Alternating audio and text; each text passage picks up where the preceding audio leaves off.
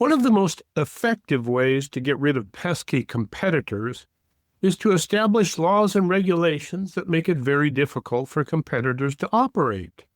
That leads us to ask, how did farmers regain the right to sell food directly to consumers?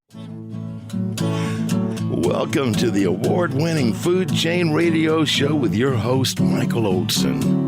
And now get ready for 1 hour of What's Eating What Radio.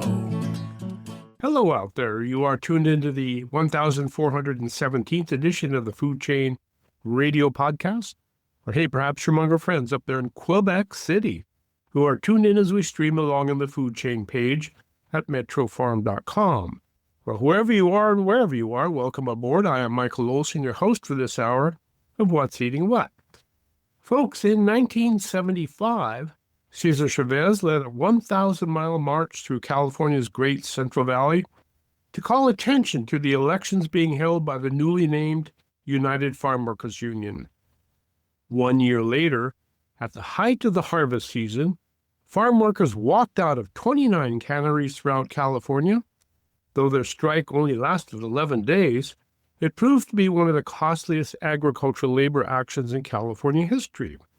The state's entire crop of apricots was lost, and crops of peaches, pears, and tomatoes were especially hard hit as well.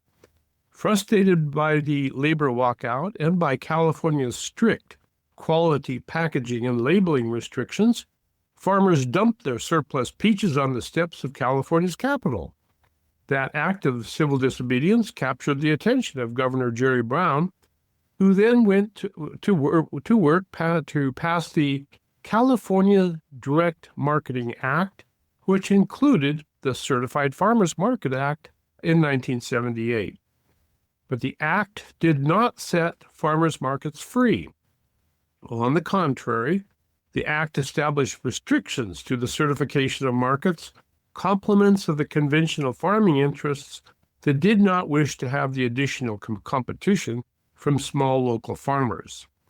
Though other states in the nation have voluntary associations and independent organizations that have guidelines for farmers markets, the groups have no legal authority to enforce those guidelines.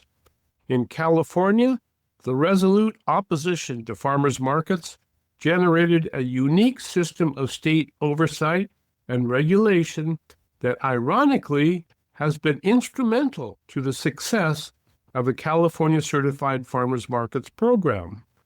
Today, each California county has an agriculture commissioner whose responsibility is to watch over the rules and regulations that make it possible for city folks to buy food directly from the farmers who grow it. Guaranteed. And so today we ask, how do farmers markets guarantee authenticity? Well, who better to ask than a genuine sheriff of certified farmers markets? He is David Sanford, and he is the Agriculture Commissioner for the County of Santa Cruz in California. Welcome back, David. Hey, thanks, Michael. Thanks for having me on. Well, I have a real tough question for you. Okay. Do you think California's certified farmers markets could thrive as they are now thriving without the original opposition from conventional agriculture? Well, that is a really good question. I mean, it was kind of fascinating too to hear that your sort of preamble and the background and history, and like going back to the late 70s when Jerry Brown, got this thing through in California. Yeah. I think maybe they could have. I think there's something to be said about like that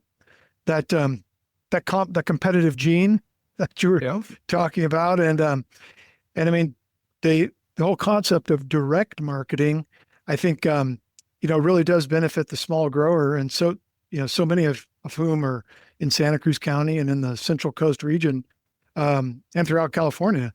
So that's it was certainly a big help for the small grower who wanted to go directly to the consumer.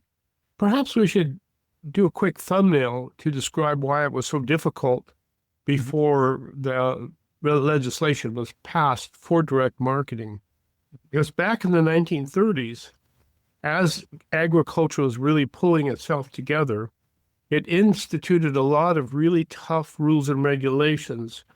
So to facilitate marketing across the country and around the world, Right. which is to say you had to have the right size of box, and you had to have the right number of fruit in the box, and everything had to be just right.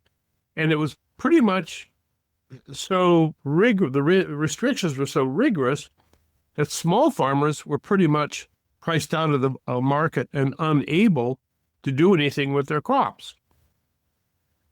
That's right. Right. The standards for which are, still in place for your classic traditional retail fruit and vegetable sales, right? The standards are set, by CDFA. And you're right. You're right. There's box size, there's fruit size, there's diameter, there's even sugar content, things depending on what's being sold. But and that's absolutely right. The direct marketing program was, part of what is a benefit to the small grower is those grading and standards are not something they need to meet. So, when you go to a farmer's market and you see a local apple grower selling his Pippins or his Fujis, they don't have to be meeting that standard grade that you'd see at, your regular retail grocery stores. And it really gives that grower a chance to, make something great of his, and fantastic crop. I mean, some of those apples at farmers markets are the best apples you'll ever eat, right? So, some of them may be a little different size or different shape, but that's the idea. And so, yeah, you got it exactly right. Well, in defense of those rules and regulations that were instituted way back in the 1930s, you have to have them to facilitate trade across the state and around the world. You have to have those standards so that when somebody in New Jersey buys a box of strawberries and they meet a specific grade, they know what they're going to get. Exactly. Yeah. If you're at the farmer's market and you look at the strawberries and you look at the farmer who grew them and have a taste of one, you don't need those rules and regulations. That's right. So what Jerry Brown did was really, and the crew back then was really beneficial to local agriculture, which was having a real tough time of it before that. Right. Exactly. Yeah, really benefiting local ag, small growers, and the local consumer, right? Like you alluded to, is someone here who can go to the market locally and buy this fruit, buy this produce, and as opposed to being in New Jersey and getting everything that meets the grades. But yeah. Well, good. Whenever I talk about ag commissioners with people, I always like to call them and you the sheriffs of agriculture. Because that's pretty much your job is to make certain that everybody's obeying the rules in this agriculture. But it's not just farmers markets; it's all kinds of different things. Yeah, that's right. The ag commissioner system in California is really unique. I mean, you won't find another system like it nationwide. Just about every county has an ag commissioner and a sealer weights and measures, which I'm also the county sealer. And this is a system that, is kind of as old as the state sheriff system. It's goes back many, many decades and years. And it's a local regulatory agency that, I mean, for the most part, we're upholding state laws and regulations on the local level. And so for agriculture, beyond direct marketing, which is certainly something we oversee locally, we work with Cal EPA on pesticide use enforcement. That happens here locally. We have many, many contracts with the California Department of Food and Agriculture in terms of pest detection, quarantine pest exclusion, everything to keep our kind of local county agriculture and environment safe and, free of unwanted pests and also safe for the public. So that is right. We're a local regulatory agency sort of working in a way on behalf of the CDFA, Cal EPA, and other state agencies to enforce these laws locally. Good. Kind of a Mr. In between. Yeah. In a way, that works. Good. And when you say sealer, I'm sure many people are going, what is a sealer? Yeah. Not out there in Monterey Bay chasing seals. It's something else. That's right. Right. Yeah. Luckily, I don't have to do that. No, the sealer is the designated, agent for the county that is ensuring that any weighing or measuring device that's commercial is for the consumer. The consumer is getting what they're paying for. So, the example I'm always, pointing to, especially these days, because when the gas price goes up, we get more calls. But when you go to the gas station and you get a gallon of gas, or you get 15 gallons of gas, you're getting that amount. You're not paying for more than you're getting, and it's actually equaling the playing field out for the business as well. We look for under measures as well. I mean, the primary area where we find and react to problems in the weights and measures world is on people paying more than they're getting, but it can go the other way too. So we're here to protect the consumer, the business, and make sure that anything that's being commercially weighed or measured is accurate. A gallon is a gallon. That's right. And given the price of gasoline these days, that's a very important thing to know, that you're actually getting what you're paying for there. Absolutely. Yeah. And tends to be when the price goes up, we do get calls and complaints. People think they're maybe being overcharged. They may be, and we follow up and do investigations if that's the case. Oftentimes, it's sort of a shell shock, especially recently with the uptick in fuel prices that's been so kind of rapid. But yeah, that's the county sealer. So you'll actually see our seal, on commercial scales. If you're going to the market, you're at the butcher's counter, anything where you're paying for the weight or the measure of something here commercially in the county, it's sealed by us. And so I've got a couple of really high level inspectors. We're a small department, but we do a lot of work, and they, they're out around the county constantly checking on these devices and making sure things are fair. Yeah, and also we have just a quick minute left before break, but I wanted you to do a quick thumbnail because you're also responsible to make certain everybody's using pesticides in the correct way. Sure, absolutely. Yeah, we commissioners, it's always a large program for commissioners' offices, and it is for ours. And we work through Cal EPA and specifically the Department of Pesticide Regulation, which is an agency under Cal EPA. So what the commissioner's office do is we're charged with the enforcement of California pesticide laws and regulations locally, and there are many and multitudinous laws and regs for the application of pesticides, and we're from permitting to use to safe handling and storage. Commissioners' offices are making sure those things are in order, and applicators, public, and anyone involved is safe. So that's definitely a big charge. Pretty big job, that one, given the extent of agriculture in Santa Cruz County, California. Right. Well, ladies and gentlemen, we've got to take a quick break, but when we come back, we're going to start off with the question, why is California the only state in the nation with certified farmers markets?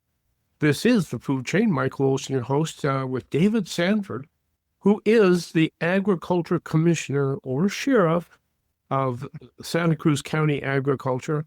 He's the one that makes certain everybody's playing by the rules. And he is instrumental in making certain that our certified farmers markets are playing by the rules, which means you get a guarantee of what you're going to be buying. That's a big deal. Right back. Let's go back for more of What's Eating What on the Food Chain with Michael Olson. Well, I had the opportunity to visit a farmer's market in Virginia. And because I'm a fan of farmers markets, I went expecting a California farmers market, and it wasn't quite that way at all. As a matter of fact, the apple I picked out to buy, I asked, well, where did this come from? And they said, well, Pennsylvania, of course. So, but we have farmers markets that are truly exceptional and actually quite spectacular when it gets right down to it compared to the rest of the world. I think part of the reason is that we have certified farmers markets. which means our farmers markets must operate within a certain framework. They can't, farmers can't go buy peaches from Mexico and sell them at the local farmers market because it's just against the rules. So why is California the only state to have certified farmers markets? David? Well, yeah, that is a good question. I would think that other states would get on board.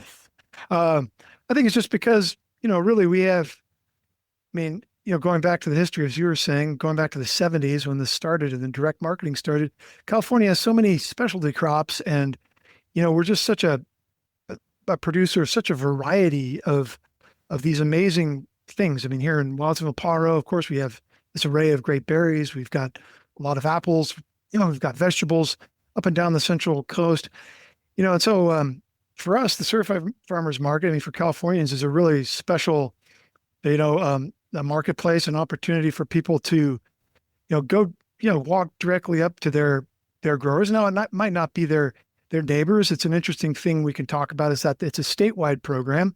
So you may, you may go to a farmer's market here in Santa Cruz or Monterey Bay, and the market managers there are wanting to, meet what the consumer is looking for as well. So they're working with certified producers who are in the program from throughout the state. And you'll have people traveling over to the coast from Fresno to sell their peaches, or people coming from, as far down as Lodi to sell their grapes potentially, or, something like that. So it's local in the sense that it's coming from within the state.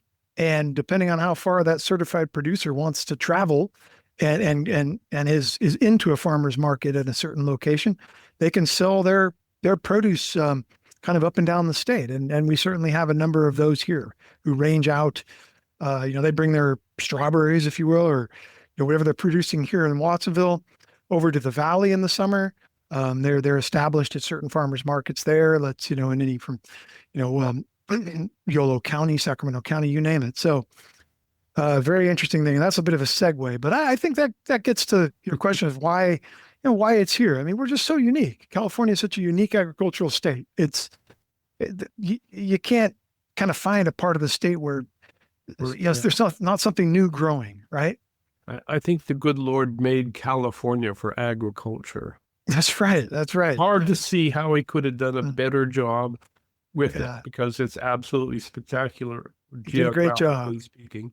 Yeah. Well, I wonder if our history of, we have a lot of different crops. That's certainly a big reason that we have such a flourishing farmers market industry, but we also have the infrastructure set up to manage certification. Whereas other states have associations, hey, let's get together and set up rules for our farmers markets. They have no way of, it's just voluntary. So this is just a voluntary thing. These markets in California are under legal obligation to do things one way. That is correct. Absolutely. And that dives right into where ag commissioners come in. And so the direct marketing laws, the statutory side of things are found in the Food and Agricultural Code of the state. It's the California Food and Ag Code. And then from that statutory framework, you have CDFA having developed regulations for direct marketing over the years, which are quite involved. And that's where, CDFA on the state level does the regulating. And here at the local level, the commissioners are ensuring that those regulations are being met. When it comes to direct marketing and farmers markets, there's a number of really central ones, but one of the most crucial is that commissioners are verifying locally that they're certified producers, and that's anyone who's within the county limits, who's growing produce and wants to sell at a market, is growing what they're selling. And they're issued a certificate that is, certified. It's called the CPC, a Certified Produce Certificate. And we are constantly actually verifying yes, this is what they're doing out there. They're growing 5 acres of spinach. They have 2.5 acres of strawberries and an acre of blueberries. And that's reflected on their certificate in both the predicted amounts that they're going to sell throughout the season and year, varieties, even down to the variety level. So it gets very specific. And the commissioners are charged with ensuring that those are correct. That involves many, many field visits. It involves site inspections, and then, of course, farmers market inspections, where we're actually going to the markets and ensuring everyone there is meeting what's required. They've got their certificates reflecting what they're growing. Everything's clear. The counties where they're selling and growing. So if they're coming possibly from out of county, like I mentioned, a certified grower from Fresno coming to Santa Cruz County to the Cabrillo market, let's say, to sell his peaches. Well, absolutely great, right? Just have to have all those things in order. So we would know that the Fresno County Ag Commissioner has inspected that site, has verified the commodities being grown, that they're all certified on that certificate, and we know what we're looking at. So, if we walk up to someone selling at a market and they have peaches and nectarines and plums listed and they're selling apples, that's going to be a problem, right? Yeah, So, bananas would be a clue, right? yeah, bananas would be a clue. Yeah. I mean, there's a few spots in the state you might get away with it, but yeah. Yeah. Okay. Yeah. Well, take us through how California has this system of certified farmers markets set up. It is unique. Won't find it any place else in the world. And Right. we have a CDFA, California Department of Food and Agriculture, who has a system for direct sales from farmers to consumers. Right. And we also have a system of county participation as well. And finally, we have the market manager, the market officials themselves. So would you take us through that system for us? Yeah, absolutely. Starting is where you sort of at the lead there would be CDFA, California Department of Food and Agriculture, and specifically it's their direct marketing program.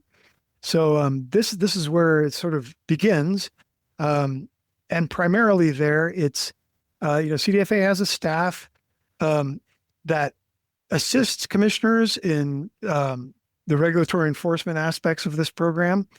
We have a specific sort of liaison for our county, and he covers a few of the Central Coast counties. So he'll come and visit us. He'll do market inspections occasionally with us. Sometimes, you hate to say it, but sometimes there's a bad actor. Okay. And then there's an investigation into what might have occurred. That's where we might bring our particular liaison is Rene Mendoza. He's been doing this for, I think, about 20 years, really long time. And we'd contact with Rene if we needed information from CDFA. But when it comes to the commissioner's office, what we're really doing is enforcing the program out of our office here locally. That's ensuring that those state regs are being met by our certified producers and our certified markets. Now, what kind of arrangement is that with the state? Because it seems like you're doing the state's work almost. Well, we get compensation. So the state works with us contractually. So we, most county ag commissioners' offices have a direct marketing contract with CDFA. So it helps reimburse us for this work. We also, every year, we're submitting back to the state a very complex report, our annual financial statement, which will reflect time into these programs, including the direct marketing program. And that's another source of reimbursement. So no, absolutely. We're not doing this for free. Yeah. We're being reimbursed from CDFA. So we're sort of their boots locally in the county. And that's how that works. Well, that would explain a big reason why you don't see a lot of certified farmers markets around the country, because I doubt that first of all, we're the only state here in California that has county ag commissioners. That's absolutely right. And I think if you were going to do this in another state and you were going to have the level of enforcement that we have in California, you need to have local agencies of some other sort on board to do this. You know, there's other avenues. Even here in California, environmental health is involved in farmers markets for other aspects, not for the sides that we look at, but for other things. And so, you'd have to have an agency that had the capacity and the wherewithal to monitor that system. So you're right. Other states might have a problem with that. But yeah, here it's localized here through our office, and we do the inspections, we do the enforcement, we do the education and compliance, and the goal is compliance. And so we try to do as much outreach as we can. And making sure that everyone's, again, playing by the rules. It sort of harkens back to the whole thing. And when I mention, bad actors, it's rare. It happens. And what happens there is, someone might be deciding that they found a way to circumvent the system by trying to sell something they didn't produce. Well, the regulations are in place that they're not going to get away with that. When the inspections start to occur. So that's the nature of the beast there is, if you're claiming you're producing something that you're not, eventually that's not going to work out for you so well. Sooner or later. That's right. Because everybody lives in a small town when it gets right down to it. And you don't want to develop that reputation of selling something that you didn't really produce. That's right. Santa Cruz County, California, Santa Cruz County is the second smallest county in California. We are. Exceeding in its smallness only the city limits of San Francisco, right? Right, that's right. And yet there are somewhere in the neighborhood of more than 600 registered farms in this little tiny community. Do you have any idea how many of them participate in farmers markets programs? Yes, I mean currently we're at well over 100 certified producers. So we're upwards of 125, 130. Wow. Yeah, and these are operations of various sizes. Very different. You can have anything from exceedingly small and very specific to larger operations, and it's incumbent on us to make sure that those certificates are issued, that those site inspections are done, and that all the regs are being followed by each of those producers. And very crucial to that is they're growing what they're selling. That's and the third heartbeat of it. The third level of observation, I guess you might say, for farmers markets and for the consumers is the market manager, him or herself. Right. And they are also responsible for keeping track of that their farmers are towing the line as well. Absolutely. Yeah. The farmers market managers are really critical. They're also, under regulation, they're bound to certain requirements. And as you alluded to, they need to make sure that their markets are operating the way they should be. So when we go to a farmer's market to do an inspection, we're checking in with the market manager when we arrive. We're looking through documents that he's got in place, who's selling today, which booths are up. Does he have copies of the certified certificates for all the growers that are there that day?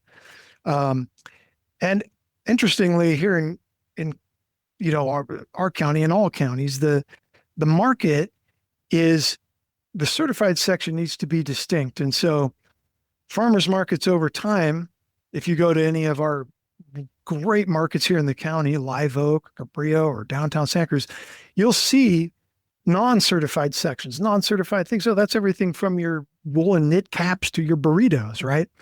But the certified section is where the produce is being sold. Yeah. And the farmers market manager is the one that's watching over everything and has their eyes on everything. And I enjoy talking with the market managers too, because they know every single person. Yep. And they know where the weaknesses are and where the strengths are. Yeah.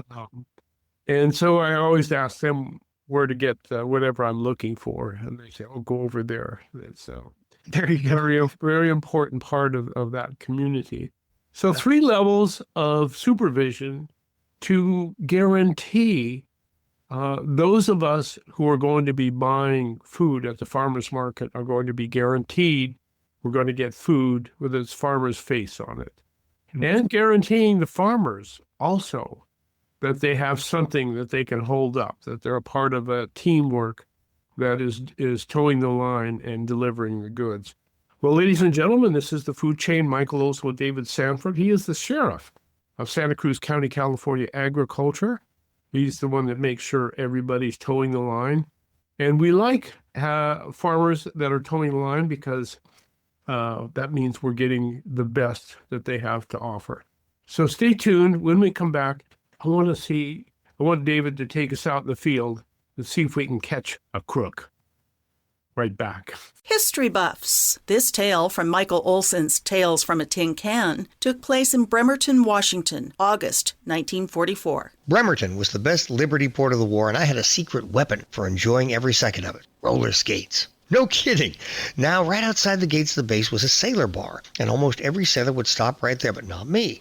I kept right on going till I get to the roller rink. Most of the guys thought I was nuts, but I wasn't. You see, there was no better way to meet girls than to skate around in a rink in your dress blues. Back in those days, I was limber enough to do tricks like wrapping one leg around my neck while I was skating on the other. Yeah, most of the guys thought I was crazy. They'd see me leaving the base with my skates and just shake their heads, but heck, I laughed all the way to the bank. Tales from a Tin Can contains 424 tales by 44 sailors aboard the USS Dale, from Pearl Harbor to Tokyo Bay. Order your Father's Day copy at talesfromatincan.com. That's talesfromatincan.com. talesfromatincan.com. Low-cost airlines. With one call to low-cost airlines, you'll drastically slash your travel costs. We're talking insanely low airline prices to any of your favorite destinations. The only way to get them is to call to instantly hear the most amazing best deals on airline travel. It's that easy. So call now and start packing. 800-704-1662. 800-704-1662. That's 800-704-1662. You can earn a substantial income by farming for the city. All you need to do is take your crop to market and win the competition for the consumer dollars. There is a well-proven strategy for winning this competition. You will find it embedded in Metro Farm, the guide to growing in or near the city for the city. New Farm's Bob Hofstetter. Metro Farm is filled with marketing and business management basics that entertain and enlighten. Case studies show how successful Metro farmers persist and prosper. Cheesemaker Todd Shriver. Metro Farm is a well-researched one-stop guide to the business of small acreage farming. There is so much to this book I've found helpful. Engineer S.M. Smith. Metro Farm's business information alone is more informative and helpful than most books that specialize in business. Get this book. You will not be disappointed. Before you plant your seeds, pick up a copy of the Ben Franklin Book of the Year award-winning Metro Farm. Then plant your seeds and win the dollars. MetroFarm.com. MetroFarm.com. Do you have a car sitting around you want to get rid of? Donate your car and help veterans and their families. Yes, one fast call to the Veteran Car Donation Program and we'll come and remove your car for free. You can donate most cars, trucks, or SUVs in most conditions. The proceeds raised goes to help active military, veterans, and their families. And you get a tax deduction. Operators are standing by. Here's the number. 800-640-9509. Again, that's 800-640-9509. So much to say, so little time to say it on the food chain with Michael Olson. Welcome back. Today, we're going in search of miscreants in the California agriculture, and we're going to see if we can find people who are actually trying to cheat at certified farmers markets, because we have a whole array of agencies watching out for them. And it would be pretty tough to do when you think about it.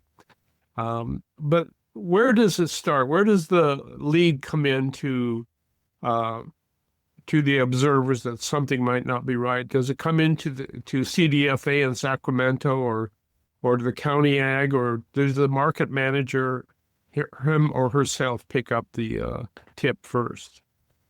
Those are great, Michael. Actually, all three. And in fact, yeah, I've been involved over the years that I've worked for the commissioner system and sort of complaint investigations from all three. It could be something directed to us just from the market manager. He's taken some action and wants us to look into it on the regulatory side. The CDFA can send us information that they've gathered from an investigation they've been doing that involves our county or our county specifically. We also get, complaints from consumers. We may have a complaint from a fellow grower. So, these are all things. Oh, wait a minute. That would be pretty mean, wouldn't it? You know what? I got to tell you, it's not that often. And because of the nature of that sort of family, if you will, I think it rises to something where there's a concern that just can't be avoided. And it's usually, more than one other certified producer who might bring something to our attention. But it comes from those avenues. And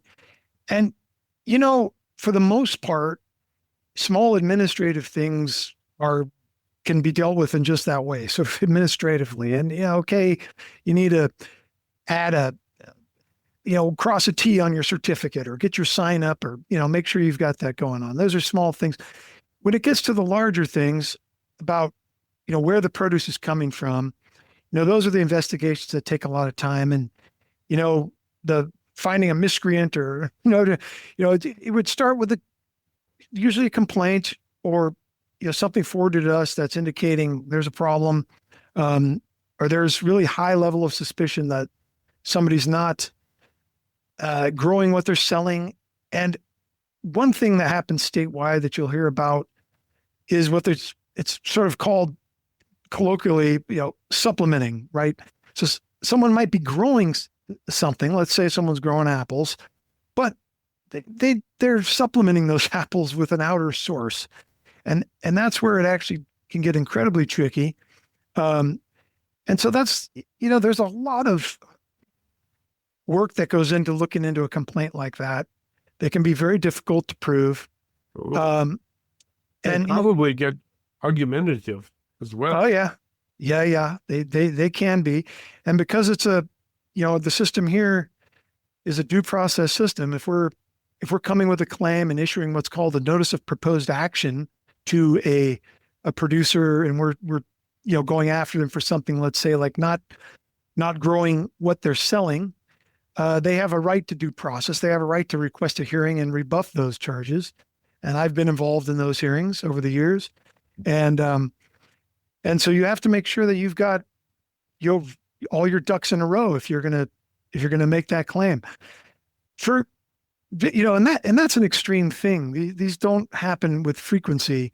What the program is in place for is to keep this from occurring. And that's where the site inspections are so critical. I mean, that's where our licensed inspectors are looking at a site and saying, yes, what you've put down here is totally valid. We can see how you're doing this, the amounts you're saying you're producing. It all makes sense to us on this certificate, and we're signing off, and we'll be back to see how it's going.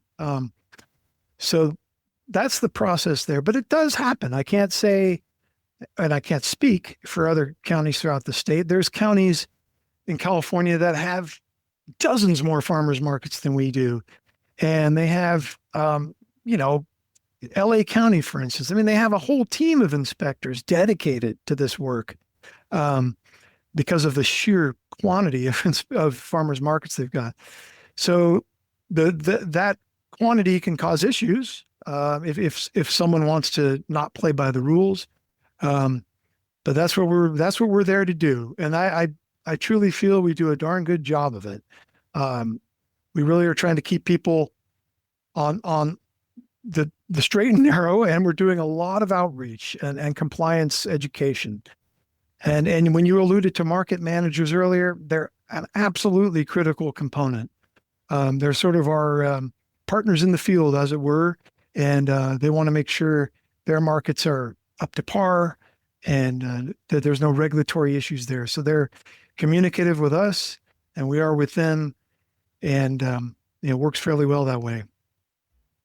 Well, I recall having a conversation with a market manager who was having a suspicion that one of her vendors and she was just got to track it down one way or we'll find out one way or the other. But I got to thinking that you said your inspectors are there with the farmer in the field. I suspect that's the key to making it really work.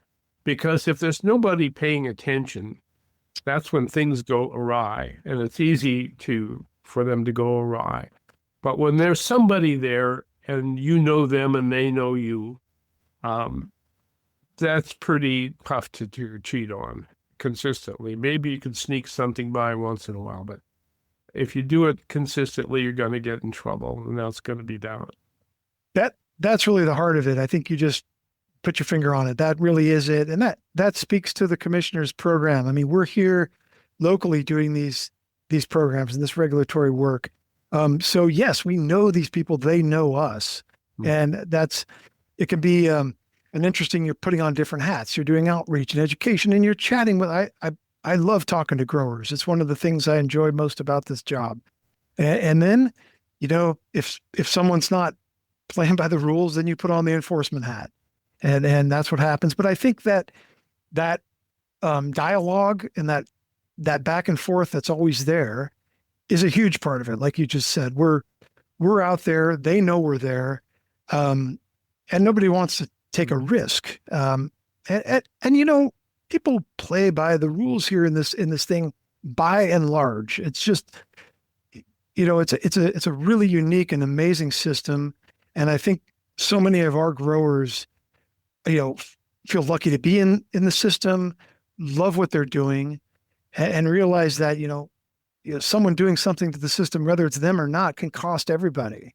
So there's sort of a collective investment, if you will, as well. To make it really work, you have to catch somebody and that's right. Do something. Yep. You have to make an example. Can you give us an example without using their names? Yes, I can. And I won't use their names. And it's an example that was unfortunately somewhat recent. And it was a case brought to our attention by a market manager. So going back to where these come from, this was a market manager, brought this to our attention. We started collecting evidence. The manager had collected some on his own that we verified from multiple sources. This turned out to be a selling not of their own production situation. So supplementing in this case, in a very heavy way. So it was just one of these unfortunate incidents that led to suspension of this producer. So they're suspended for a period of time. There's also a monetary fine involved. That wasn't small. So they, in this case, I think they kind of saw the writing on the wall. They're dead to rights, as it were, when we gave them the action. They stipulated to what had occurred. They're currently suspended through midsummer still. It's been a while, but yeah.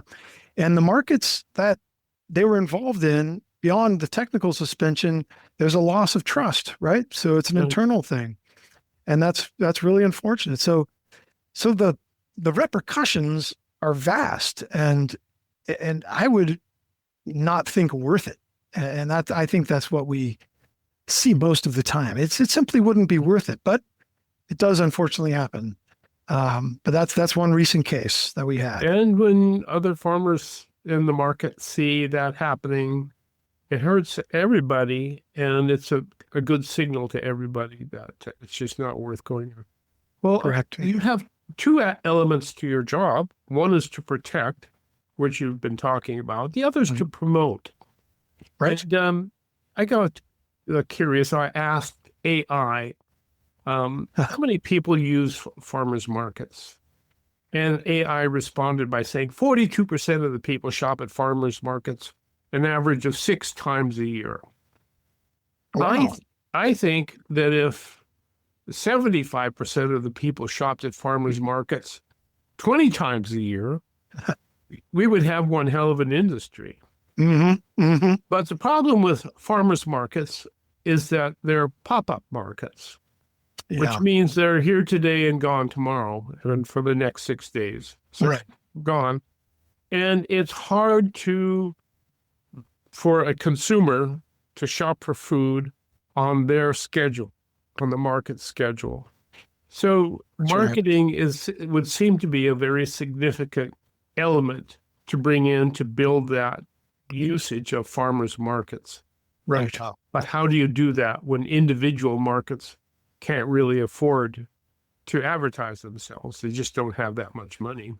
Right. It is a great point.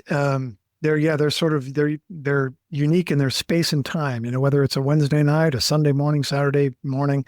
For 3 hours and then. Right. Yeah.